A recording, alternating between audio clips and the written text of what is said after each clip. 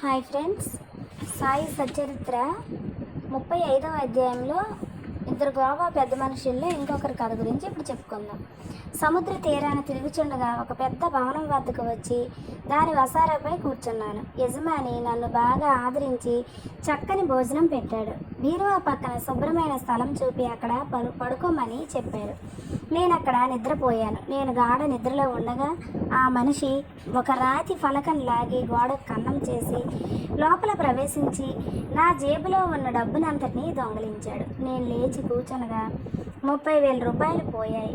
నేను చాలా బాధపడ్డాను, ఏడ్చుకున్నాను. పైకమంతా నోట్ల రూపంగా ఉంది. ఆ బ్రాహ్మణుడి దాన్ని దొంగిలించాడు అనుకున్నాను. భోజనము నీరు రుచించలేదు. వసారాపై ఒక పక్షం కాలం కూర్చొని నాకు కలిగిన నష్టానికి ఏడుస్తున్నాను.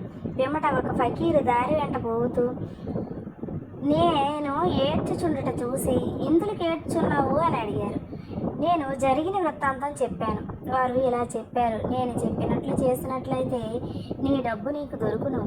ఒక ఫకీరు వద్దకు వెళ్ళుము, వారి చిరునామా నేను ఇస్తాను. వారిని శరణ వేడుము, వారు నీ పైకాన్ని నీకు తిరిగి తెప్పించదు. ఈలోగా నీకు ప్రియమైన ఆహారం ఏదో దాన్ని నీ ద్రవ్యము దొరికేటంత వరకు విసర్జింపుము అని చెప్పారు. నేను ఫకీరు చెప్పినట్లు నడుచుకున్నాను. నా పైకము నాకు చిక్కింది.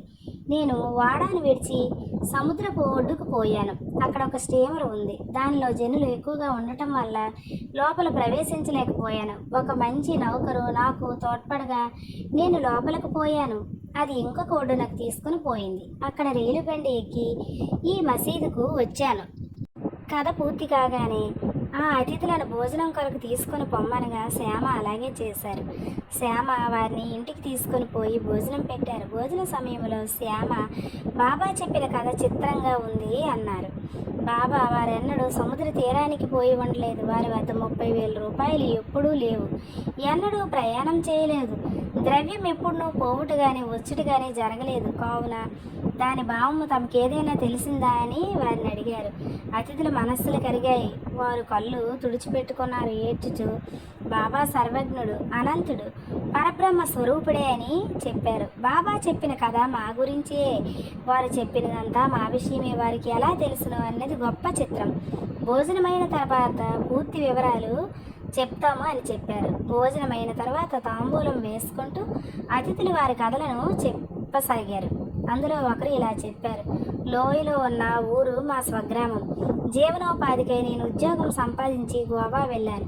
నాకు ఉద్యోగం దొరికినచో నా మొదటి నెల జీతం ఇస్తానని దత్తదేవునికి మొక్కుకున్నాను. వారి దయ వల్ల నాకు 15 రూపాయల ఉద్యోగం దొరికింది. నా క్రమంగా జీవితము బాబా చెప్పిన ప్రకారం 700 రూపాయల వరకు పెరిగింది. నా మొక్కును నేను మరచాను. దాన్ని బాబా ఈ విధంగా జ్ఞప్తికి తెచ్చి నా వద్ద 15 రూపాయలు తీసుకున్నారు. అది దక్షిణ కాదు, అది పాత బాకీ. తీర్చుకొనక మరచిన మొక్కును చెల్లించటం నీతి. బాబా ఎప్పుడూ డబ్బు భిక్షమెత్తలేదు. సరికదా తమ భక్తులు కూడా భిక్షమెత్తుకొనుటకు ఒప్పుకోలేదు. వారి ధనమును ప్రమాదికారిగాను పరమును సాధించుటకు అడ్డుగాను భావించేవారు. భక్తులు దాన్ని చేతుల్లో చిక్కకుండా కాపాడేవారు. ఈ విషయాన భక్త మహల్సాపతి ఒక నిదర్శనం. ఆయన మిక్కిలి పేదవాడు. అతనికి భోజన వసతి కూడా జరుగుబాటు లేదు. అయినా అతడు ద్రవ్యాన్ని సంపాదించుటకు బాబా అనుమతించలేదు.